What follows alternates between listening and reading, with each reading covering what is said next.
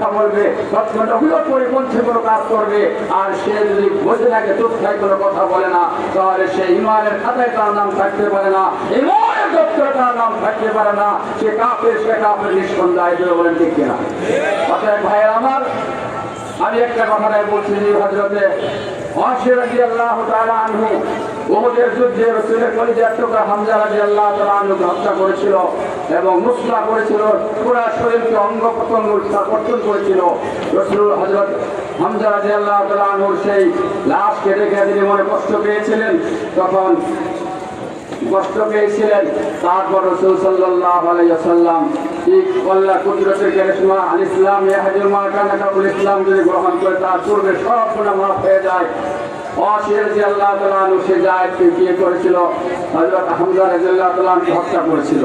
তখন তায়েফে ভেগে চলে গিয়েছিল, তখন আল্লাহ পাক তার ইসলাম ইস্তিরাত তৈরি করে দিলেন, বার্তা পাঠালেন নবীর কাছে, মুহাম্মদ সাল্লাল্লাহু আলাইহি ওয়াসাল্লাম রাজি হলেন ইসলাম গ্রহণ করব।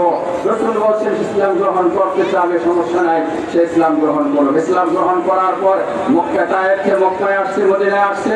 রাসূলের সামনে রাসূল আনসারদেরকে আলোচনা করতেছিলেন, রাসূলের সামনে যখন ওয়াসি বসেছেন, হযরত ওয়াসিকে বলছেন হযরত আইয়াবটা আননি, তুমি কি আমার একটু আরামে থাকতে পারো না? কারণ তোমাকে দেখি আমার সেই কলিজার টুকরা হামজা রাদিয়াল্লাহু তাআলা আমার চাচার কথা মনে পড়ে, তোমাকে দেখলে আমার হামজা চাচার কথা মনে পড়ে, তুমি আমাকে একটু নায়ক থাকবে, আমার থেকে একটু এফসিলে থাকবে, আমার আড়ালে থাকবে।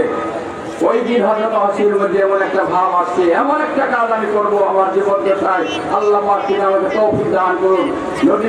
নবীর কলিজার টুকরা হামজা রাদিয়াল্লাহু তাআলা আনহু হত্যা করে যে আমি রাসূলের কোলের পাত্র হয়েছিলাম, রাসূল সময়ের জন্য আমার প্রতি নারাজ, কি কাজ করবো যে কাজ করলে আল্লাহ রাসূল আমার প্রতি সন্তুষ্ট হয়ে যায়। কিন্তু সে কাজটা করার তার সুযোগ হয়েছিল রাসূল ইন্তেকালের পরে। খলিফাতুল মুসলিমিন আবু বকর সিদ্দিক রাদিয়াল্লাহু তাআলা আনহুর যুগে মিথ্যা নবুয়তের দাবিদার ছিল তৎকালীন মুসাইলামাতুল কাযযাব। সেই মুসাইলামাতুল কাযযাবের সাথে যুদ্ধের ঘোষণা হলো, ইয়ামামার যুদ্ধ, অত্যন্ত ভয়াবহ যুদ্ধ। সেই যুদ্ধের মধ্যে 700 হাফেজকারী শাহাদাত বরণ করেছিল। সেই যুদ্ধের ময়দানে হযরত হামজা রাদিয়াল্লাহু তাআলা আনহু যেভাবে যে পদ্ধতি নিয়ে হযরত ওয়াসি মেরেছিল সেই পদ্ধতি অবলম্বন করলেন। এক পাথরের পাশে উট পেতে নিল, সেখানে যখন মুসাইলামাতুল কাযযাব গেল তাকে সাথে সাথে তীর নিক্ষেপ করে তাকে হত্যা করেছিল। ভাই আমার কথাটা খেয়াল করে আমরা শুনি, এই কথাটাই আমার সর্বশেষ কথা। আপনারা সকলে শুনে এসে গেলে নবীর প্রেম ভালোবাসা থাকে, নবীর সাথে যুবকরা ভালোবাসা থাকে, নবীর মহব্বত ভালোবাসা তারা জান্নাত যাওয়া যাবে না।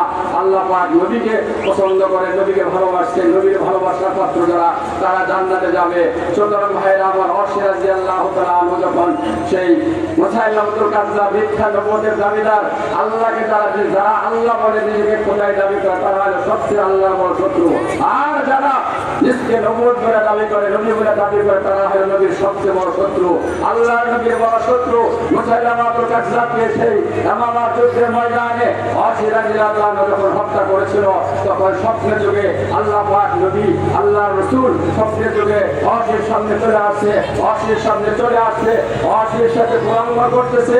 ওয়াস্তানার ওয়াজহু, নবী করিম সাল্লাল্লাহু আলাইহি ওয়াসাল্লামের চেহারা আনোয়ার পূর্ণিমা চাঁদের মতো আলোকিত হচ্ছে, সব উজ্জ্বল চেহারায়। আল্লাহ নবী ওয়াসিকে বলছেন, হে ওয়াসি, তুমি আমার কলিজার টুকরা হামজাকে হত্যা করে যে আমার কাছে গুরুদের পাত্র হয়েছিল, আজকে তুমি আমার সবচেয়ে বড় শত্রু মিথ্যা নবুয়তের দাবিদার মুসাইলামাতুল কাযযাবকে তুমি হত্যা করেছো। এই জন্য আমার সব কষ্ট করে দূর হয়ে গেছে, আমি তোমার প্রতি খুশি, আমি তোমার প্রতি খুশি। জোরে বলি সুবহানাল্লাহ। সুতরাং ভাইরা আমার সর্বশেষ কথাই চাই, সেই নবুয়তের মিথ্যা দাবিদার এগুলি যখন শুনবে তার বিরুদ্ধে আপনাদের লড়তে হবে। অতএব পুরা বাংলাদেশের সম্মিলিত সত্যে নবুয়ত পরিষদের উদ্যোগে এই আগামী নভেম্বরের 15 তারিখের শনিবার, নভেম্বরের 15 তারিখের শনিবার সেই ঐতিহাসিক সোহরাওয়ার্দী উদ্যানে, সেখানে এই খতনা নবুয়তের উপলক্ষে এবং ওই কাদিয়ানীদেরকে, বর্তমান কাদিয়ানী যে আছে গোলাম মাহমুদ কাদিয়ানী, সে ওই 30 জনের মধ্যে 27 নম্বর সে করছে, আরো 3 জন বাকি আছে, কিয়ামত আগ পর্যন্ত আরো 3 জন বের হবে। এই 27 নম্বরের মুত্তানবুয়তের দাবিদার কাদিয়ানীদেরকে সরকারিভাবে অমুসলিম ঘোষণা করার দাবিতে এই ঐতিহাসিক সোহরাওয়ার্দী উদ্যানের মধ্যে আগামী 15 নভেম্বর বিশাল মহা সমাবেশ হবে। সেখানে মক্কা মুকাররমা থেকে, ভারত থেকে, পাকিস্তান থেকে, থেকে বিভিন্ন দেশ থেকে বড় বড় আলেমরা আসবে এবং তাদের চেহারা দেখলেও গুনাহ সগীরা মাফ হয়ে যাবে। আপনাদের সকলকে দাওয়াত করে আমি শেষ করছি কথা। সকলে আপনাদেরকে দাওয়াত করা হলো, আপনারা সকলেই এখান থেকে আমরা গাড়ি করে যাবো, আপনারা সকলে গাড়ি বইয়া সেই ছোট উদ্যানে যাবেন তো? যাবেন? কে কে যাবেন? নবীর প্রেমিকদের হাত জাগান।